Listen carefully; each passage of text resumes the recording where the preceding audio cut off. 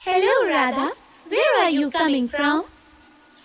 I went to the movie hall to watch a 3D movie. A 3D movie? What is that? 3D means three-dimensional. We wear special glasses to watch that movie. What is the difference between a two-dimensional figure and a three-dimensional figure? Come, I will tell you everything about the two-dimensional and the three-dimensional figures. Objectives.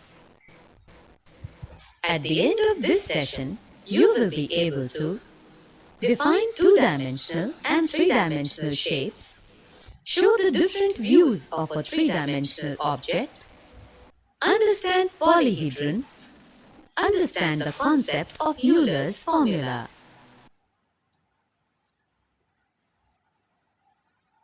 Look at these shapes. These are all two-dimensional shapes. They have only two measurements, length and breadth. You mean all the shapes that we draw in our notebook are two-dimensional?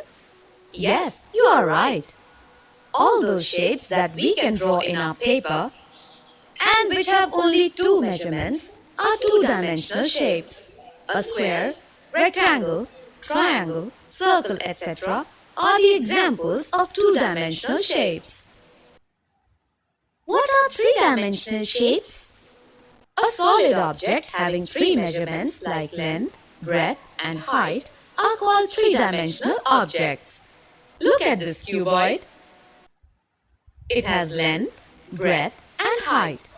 So this is a three-dimensional object. The cylinder, cone, etc. are the three-dimensional figures. Rita, let's play a game now.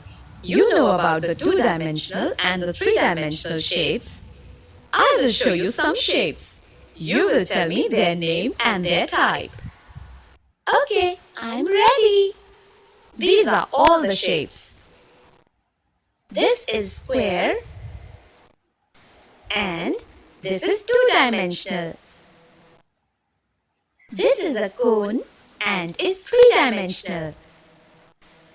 This is a cylinder. This is also three-dimensional. This is a triangle and this is two-dimensional. Circle, two-dimensional. This is a cuboid and is three-dimensional.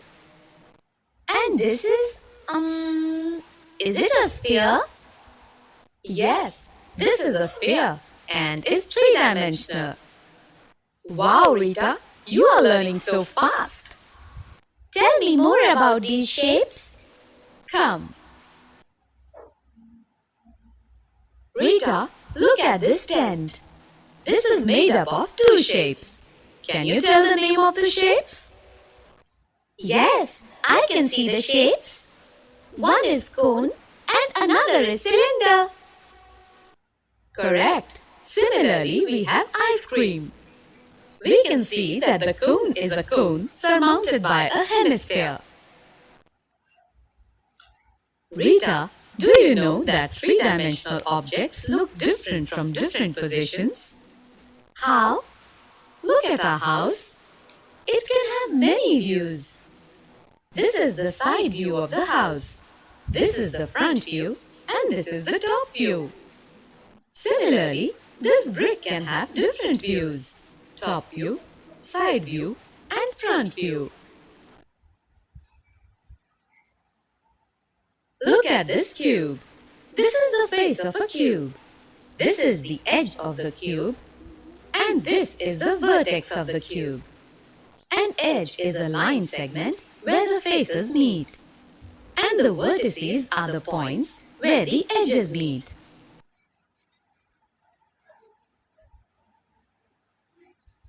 Do you know what we call a solid having flat faces, edges and vertices? No. Those solids are called polyhedrons. These all solids are polyhedrons. Are these objects polyhedrons? No, these are not polyhedrons. You are right. These are not polyhedrons because they do not have flat faces. If the same number of faces meet at each vertex, then the polygon is said to be a regular polyhedron. A cube is a regular polygon because here 3 faces meet at each vertex. Rita, we have 2 important members of polyhedron family around us. They are prisms and pyramids. A prism is a polyhedron whose base and top are congruent polygons and whose other faces, that is, lateral faces, are parallelograms in shape. On the other hand, a pyramid is a polyhedron whose base is a polygon of any number of sides and whose lateral faces are triangles with a common vertex.